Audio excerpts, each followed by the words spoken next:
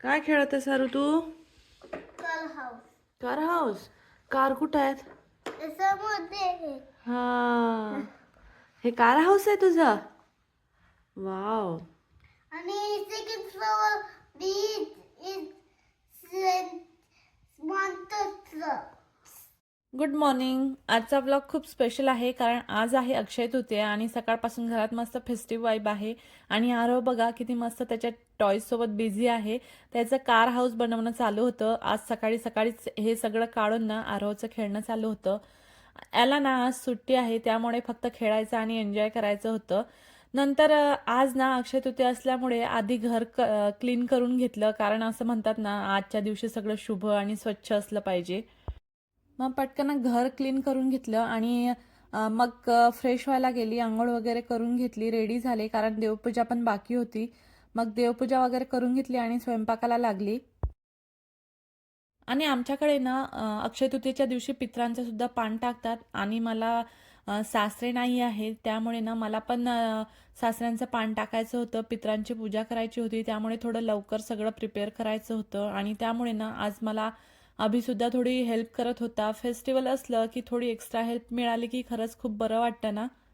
आणि अक्षय तृतीया असल्यामुळे आजच्या जेवणाचा मेन्यू पण खूप स्पेशल आहे कारण आज मी बनवते आहे आंब्याचा रस, पुरी, भाजी, कढी, भात आणि सोबत कुरडई पापड. फुल फेस्टिवल थाळी. आणि अभि पण मला हेल्प करत होता. त्याने आंब्याचा रस बनवून दिला. तो इकडे आंब्याचा रस बनवत होता तोपर्यंत ना मी बाकीचे कामं आवरत होती आणि सोबतच त्याने मला भाजीसाठी कांदा पण कापून दिला होता. भजीचं बेसन सुद्धा भिजवून दिलं होतं आणि असं टीमवर्क झालं की ना कामं पण पटकन होतात ना. आणि स्वयंपाक करता करता ना दुपारचे 12 वाजले होते. तोपर्यंत आरोहला पण भूक लागली होती. तो येऊन मला विचारत होता, मम्मा झाला का स्वयंपाक? आणि तेव्हा खरंच कळतं की आता लवकर सर्व करायला पाहिजे कारण मुलांना पण भूक लागली आहे. मग मी त्याला पटकन पापड आणि कुरडई तळलेली होती ती दिली. तोपर्यंत थोडा शांत बसला. आणि एकीकडे ना अभि नैवेद्याचं ताट काढत होता. फेस्टिवल असल्यामुळे ना आधी देवाला नैवेद्य दाखवणं महत्त्वाचं असतं ना. माझं इकडे स्वयंपाकाचं आवरण चालू होतं तोपर्यंत अभिने देवाला नैवेद्य दाखवून दिला आणि नंतर पितरांच्या पूजेची तयारी केली. सासऱ्यांचा फोटो ठेवून त्यांच्या फोटोसमोर पान टाकलं आणि नमस्कार केला. आणि आजचा दिवस ना पितरांसाठी पण खूप महत्त्वाचा असतो त्यामुळे तेही मनापासून केलं. आणि तुमच्याकडे सुद्धा असंच करतात का? कोणी घरात जर गेलेलं असेल तर त्यांचं अक्षय तृतीयेच्या दिवशी पान टाकत असतात का? ते मला कमेंटमध्ये नक्की सांगा. मग अभिने इथं मस्त फोटोची पूजा केली, पान टाकलं आणि नंतर नमस्कार करून आशीर्वाद घेतले.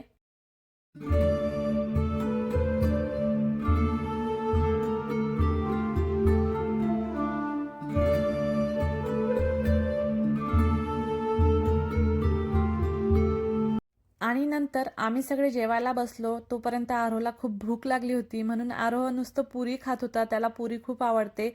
आणि एवढ्या सगळ्या कामानंतर जेवणाची चव तर अजूनच वाढते ना. आणि बघा जेवणामध्ये मस्त रस बनवलाय, कढी, पुरी, भजी, कुरडी, पापड, बटाट्याची भाजी एवढं सगळं होतं. नंतर जेवण वगैरे करून घेतलं आणि लगेच किचन आवरायला घेतलं. आज एवढा सगळा स्वयंपाक केला होता त्यामुळे ना किचनमध्ये थोडासा मेस झाला होता.